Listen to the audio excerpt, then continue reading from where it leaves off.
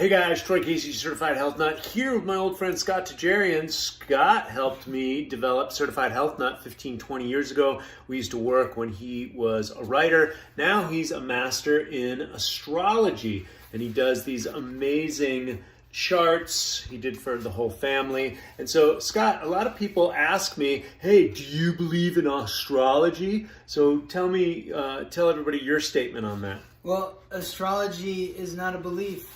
Do you believe that the sun rises in the east and sets in the west? Because whether you do or don't, it does. It's an understanding.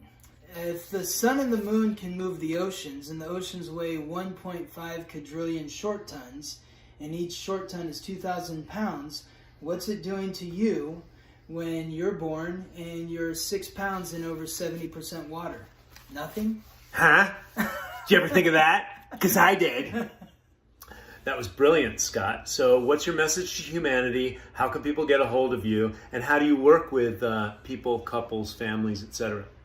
The message is that astrology is an ancient language that is made up of symbols to help you understand how the planets and stars are influencing you on a daily basis.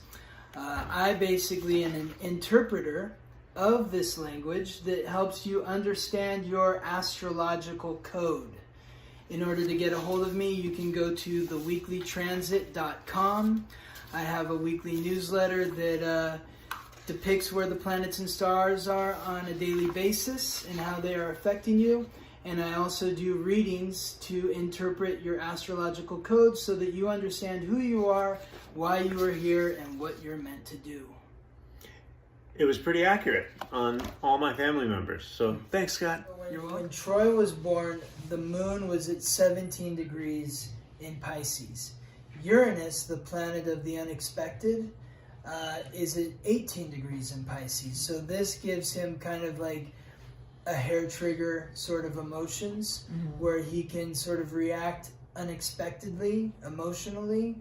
Let me look at this a little closer. Pluto is in the first house. This makes him somebody who has a very strong will. He's also somebody who's going to go through many changes in his life. His identity will change many times in this life. He will go through very challenging changes in this life. When this happens, that's okay. Go with the flow. He's meant to evolve in this life and go through different incarnations of Troy Casey.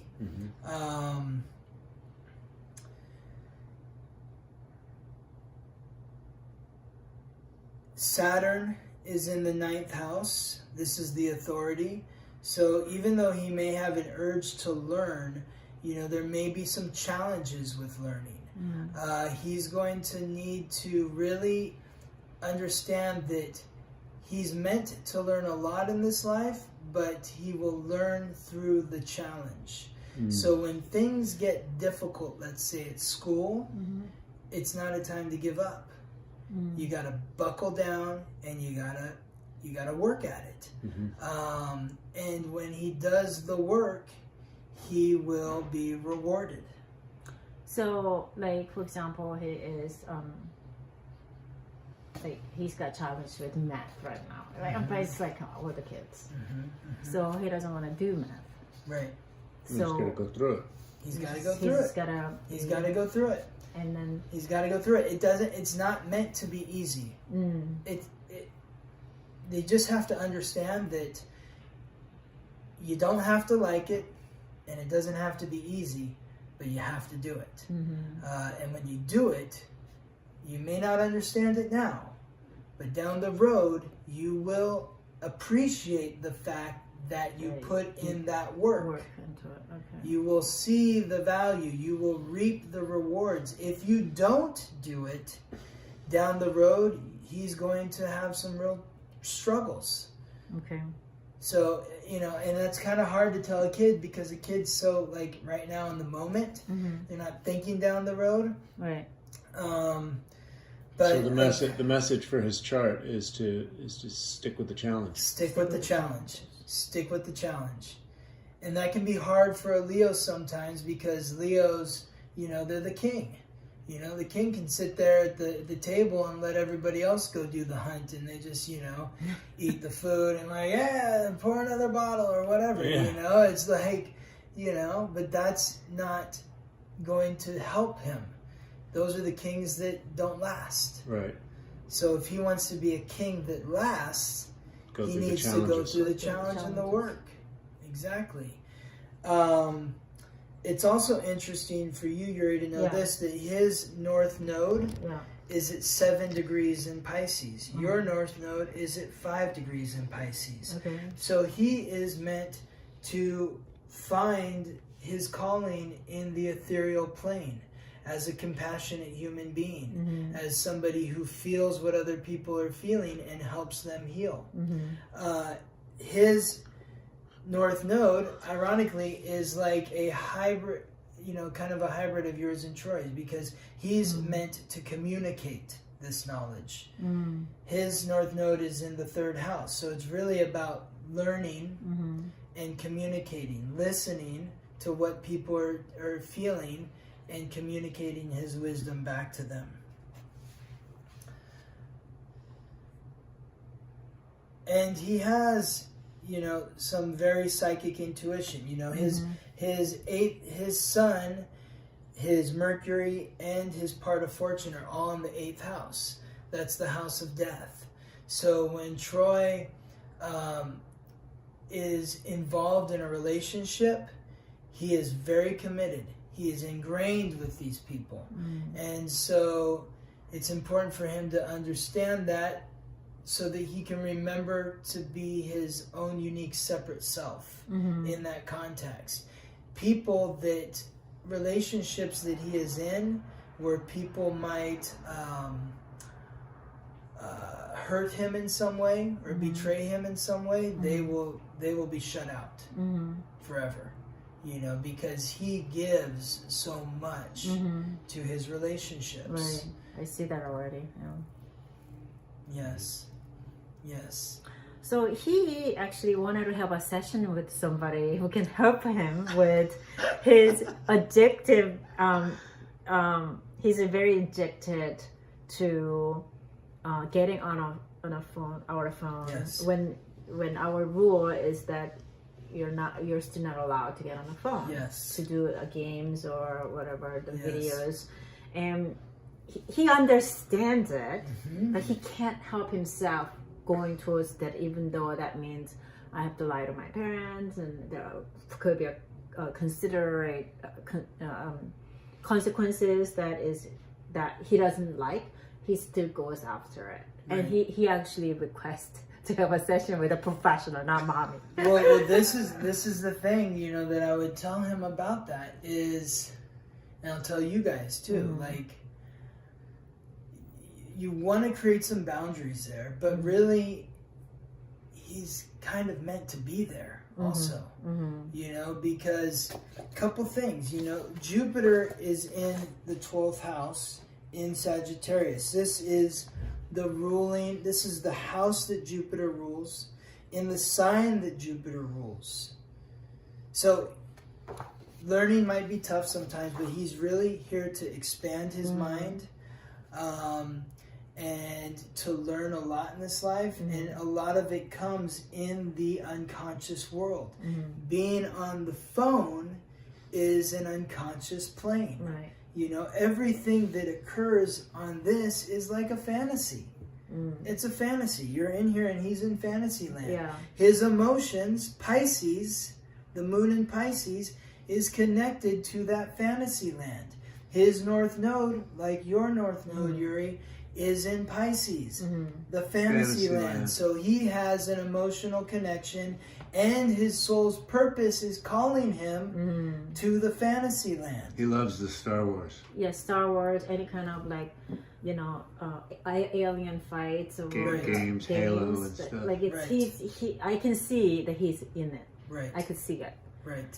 And yes. But then we also have made a policies that we are. He might be somebody, you know, who's going to be. He might be, you know, who are we to say? Yeah. He might be a master video game player, you know, or a, you know, somebody who creates, who designs video games. Right.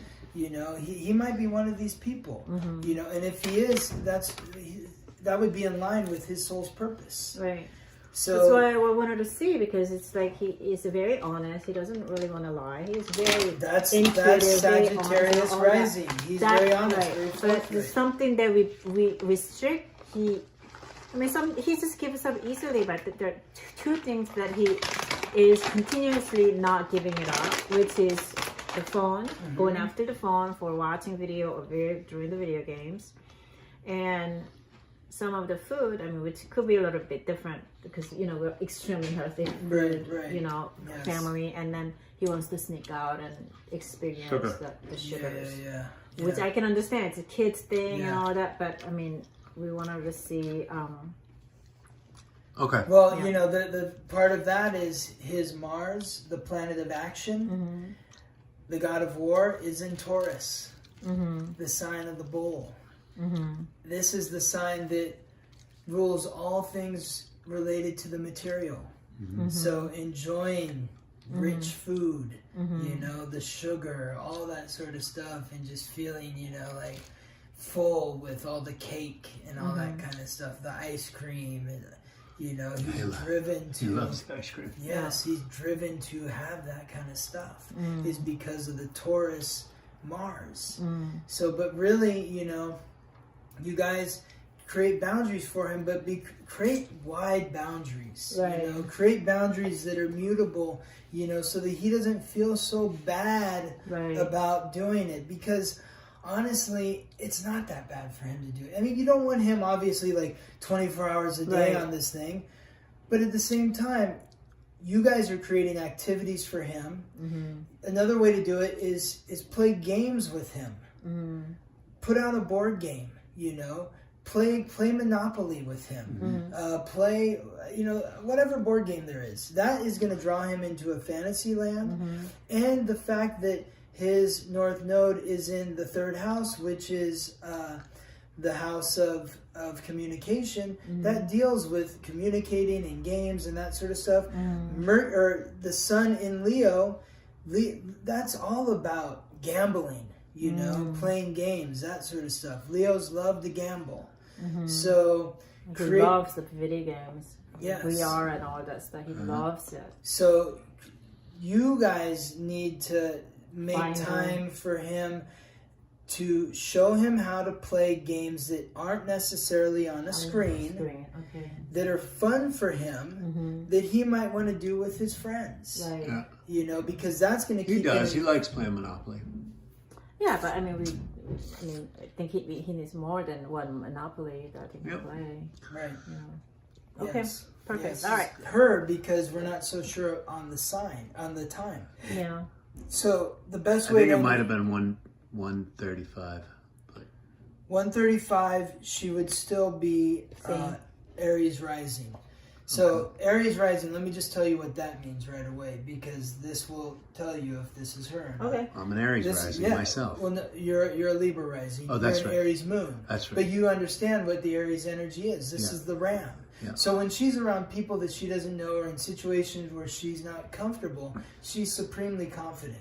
She'll be like, "Hey, what's up?" You know, go up and talk to people, and you know, super chatty, and just like going up to strangers, and she would. You know, yes, that's that's Aries rising. You know, think of the ram. When she's around people she doesn't know, or in situations she's not comfortable, and she's like, "Hey, what's up? I'm Athena." You know, it's just right in. Oh my gosh, yes, just like that. Yes. But she is actually could exceed.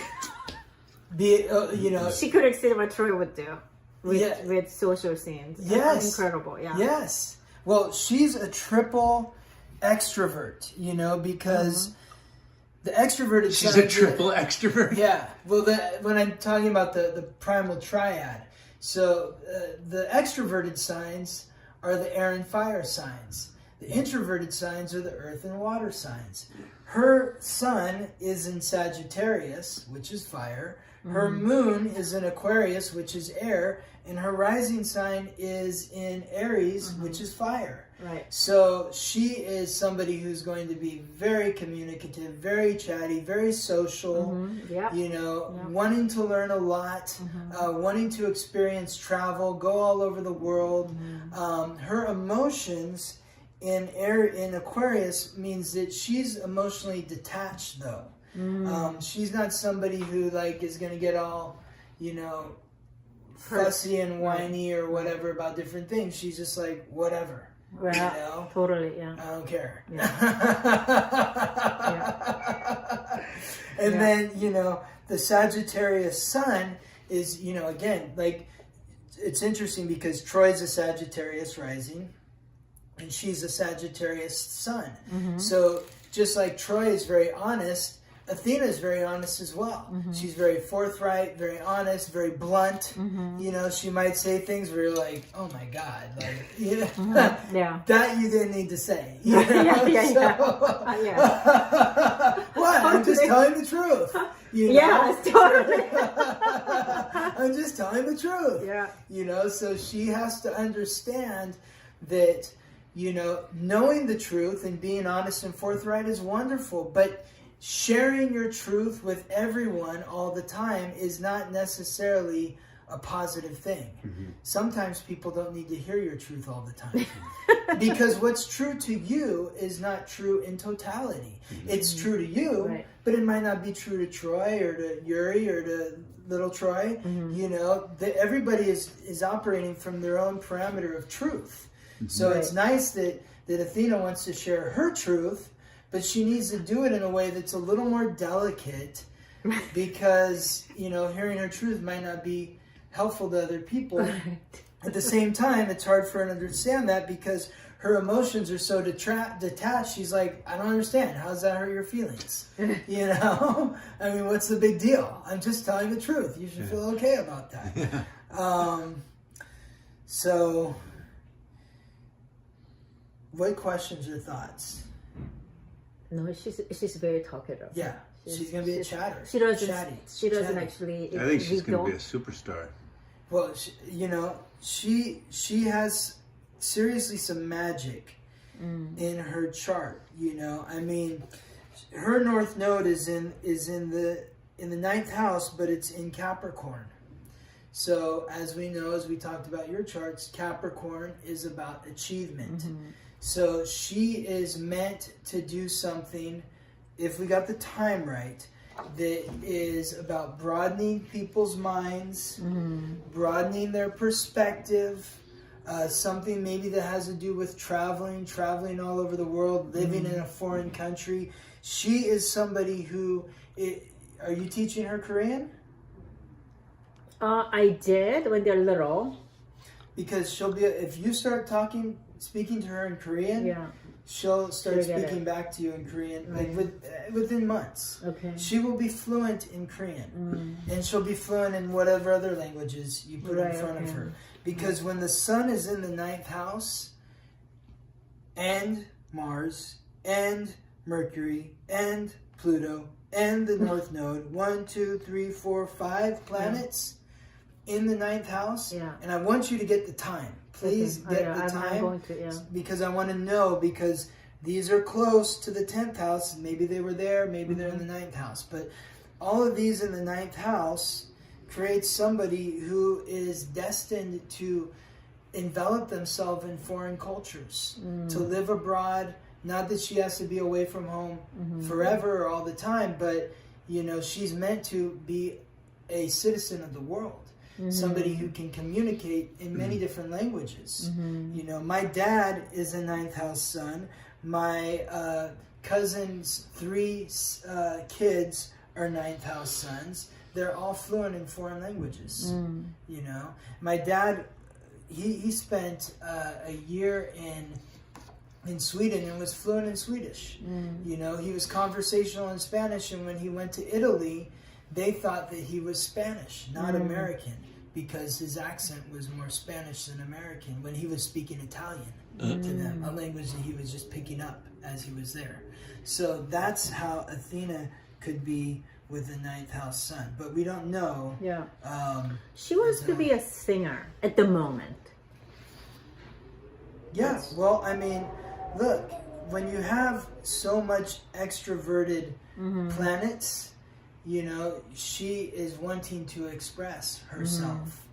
So please get me the time. Yeah. I will redo her chart and Troy's chart as well, and then I'll bring him back, and then we can like redo this or whatever when you're in your new place. Or Troy's okay. So Troy likes to, he's been a hockey player for a while. Can we finish on what other questions do you have about any Athena? challenges?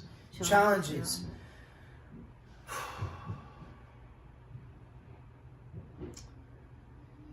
So the challenge is, one challenge for Athena is, you know, you have Mercury at almost the same degree as Pluto. And Pluto's the god of death, lord of the underworld. This is a very strong-willed planet. So Mercury is the planet of communication. One of her big challenges is not overpowering people with the way that she communicates.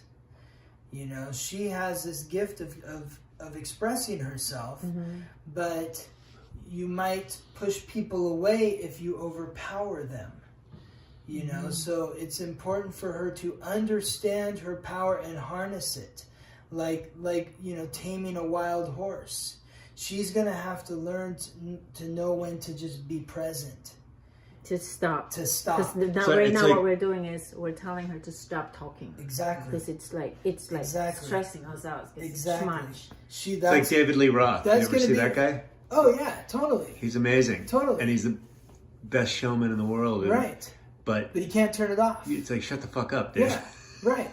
So she's going to have to learn how to channel that within herself and be still. Right. Being still is her greatest challenge. It's probably one of her greatest powers, though, too, because she's so powerful in general. But that stillness, that Zen master thing, is just it's such an attractive magnet. Yes. I mean, I see a lot of myself in her. Yeah. So totally. Well, with the Aries rising, that reflects your moon. You know. Now, one of the other challenges is just, you know, her emotions. You know, because she's so detached emotionally, she's going to need to learn to find that compassion for other people. When someone else is hurting, to respect the fact that they're hurting. Just because when she gets hurt, she's just like, okay, you know, whatever. It just kind of bounces off of her. Not everyone is built the same way as her. Right. You know, she's really built for this world that we're living in. You know, that is, you know, about being out there and being in the face and that sort of stuff. She's built for this, so that's good. But at the same time, there's a bunch of other people living in this planet that aren't necessarily attuned to that same frequency. So she needs to learn to be respectful of them. And she really, you know, her Chiron is at the same degree as her Neptune. Neptune is the planet of compassion, and Chiron is the wound. So she really has a wound in feeling compassionate. You know, that's something that she's going to need to learn to develop. And the wound is in the 11th house if the time is right, and that's a wound in the social scene. So when she doesn't have compassion for other people, that's going to ostracize her in the social context. And that is like, you know, that's the worst for her. Right. Because she needs to be socially connected. Yeah, that's actually when she gets triggered and upset, is when she's a little mispopular, and then something happens in class and she loses that foothold. Yes. And then she gets hurt. So that is the biggest lesson for her, is the reason why she gets pushed out of the social group is because she needs to show compassion for the other people in the group. She wants to be the star, that's great, you know, but you've got to leave some room for some other people. And if you don't, people are going to be like, you know, well, then we don't need you. Right. So it's important to remember that it's not just about her, that other people are involved, and she can, invite them as well to be a part of the fun and the magic and the excitement. It's really she's at her best when she's helping other people be part of the magic. Yes, exactly. Oh my gosh. Bring that flame, bring that light to the party, you know what I mean? And get everyone else feeling good. And if someone's not feeling good, try to make them feel better. And if they don't want to feel better, it's okay. Give them a hug, tell them you love them or whatever, and you understand, even if you don't, and it'll make that person feel like they're being included. Because not everyone can feel as light as she does. Yeah. That makes sense. She's totally doing that. Give me a simple reading. So Troy, there's a simple way to think of the primal triad. We'll start there. The primal triad is the sun, the moon, and the rising sign. These are the three most recognizable traits of the personality. So Troy, when he was born, the sun was in Leo, the moon was in Pisces, and the rising sign was in Sagittarius.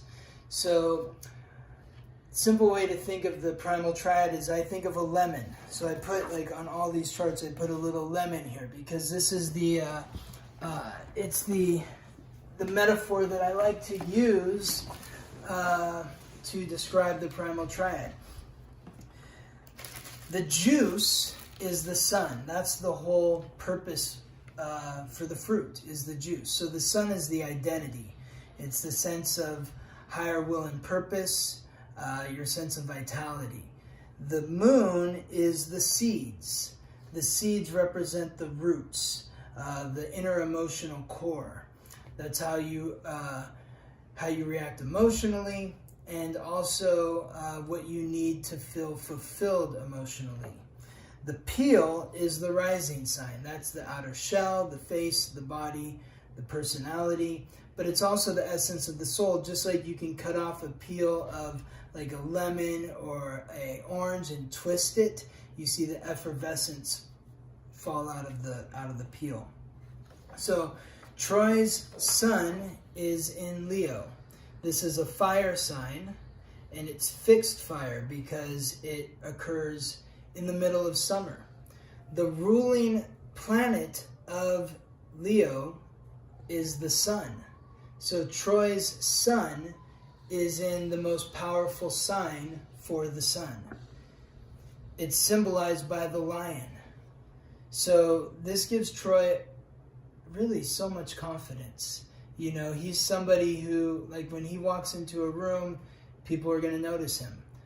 Because he brings the light of the sun wherever he goes. Mm-hmm. The lion is the king of the jungle. Mm-hmm. So the lion, people can hear the lion roar for miles around. It's important for Troy to remember that he is like a king. He has the essence of a king. But there's a yin-yang expression in everything. He can be the benevolent king. He can be the tyrannical king.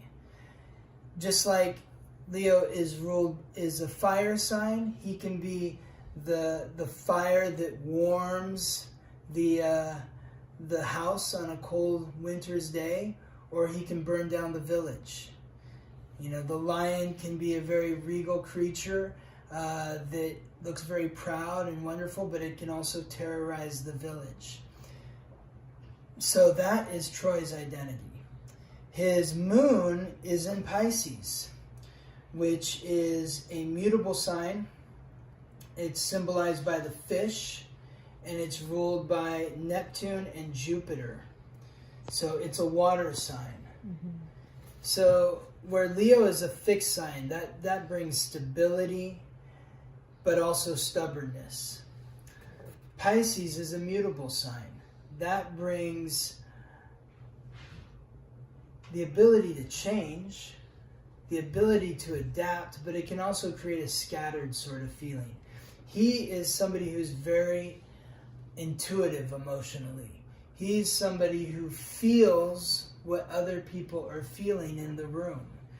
But that feeling can be a bit of a weight at times.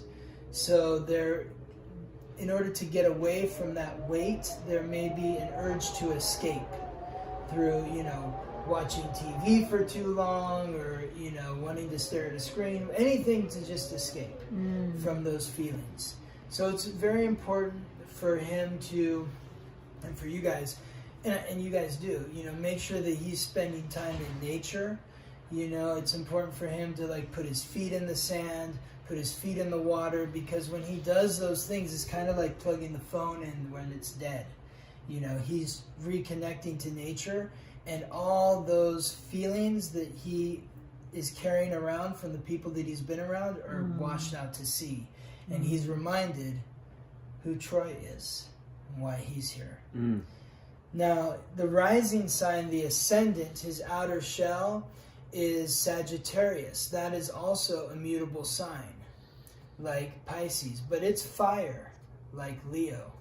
So that's symbolized by the archer. Like Pisces, it's also ruled by Jupiter. So when Troy is around people that he doesn't know, or in situations where he doesn't feel comfortable, he is like the archer. Somebody who is very forthright, very honest, very open with what he says. Can also, sometimes put his foot in his mouth a little bit because maybe he's saying a little too much. The archer has a tendency to say, well, I'm just being honest, as if to mean like it's okay to hurt somebody's feelings. So it's important for him to use a little more tact when he can, but also remember that it's important to point the arrow at himself. And remember that before he's critical of other people, to look at himself in the mirror. He's also going to have a really strong urge to travel, to expand his mind, and just learn. Learning is very important. Sweet. Yeah. Okay. Is that good for Yeah, him? yeah, I think so. Really bad today because I didn't reach this goal or whatever. What did you say? Our key is to what? To communicate. To communicate with each other. Like when you're feeling a certain way, like you're going to explode, before the explosion happens, you need to let her know, listen, I'm feeling really on edge right now because of XYZ. And when Yuri is feeling a lot of pressure on herself because she's not achieving what she feels like she needs to be achieving, she needs to tell Troy, I'm off today. I'm feeling a lot of pressure, and I'm not feeling good about myself today. And this is where I can really help you navigate it further by teaching you how the planets are affecting you on the daily basis. Because when you can see, okay, this is a day where I'm going to be hair trigger on fire. You know what I mean? Like if somebody steps me the wrong way, I will put the fist through the wall, because the planets are aligned in a certain way that has you set to explode. Yeah. Or every 28 and a quarter days, space. Okay. to emote in the way that you're meant to, but at the same time you need to take care of your emotions in a way that's respectful to the people around you. So you're both responsible. You need to understand that when Troy explodes, he's not trying to hurt you. It's not personal. And Troy needs to understand that when you're putting all this pressure on yourself that might grind him a little bit, you're not meaning for it to spill over into him. You're trying to keep it to yourself, but sometimes you can't. Just like he's going to try not to explode, but sometimes he's going to explode. Right. And when he explodes, it's not the end of the world. Right. It's not meant to be something that is to hurt you. You ready? Yep. Okay, go. Does that make sense? Is that fair? Well, yeah. It does. And I think you're making sense. Yeah.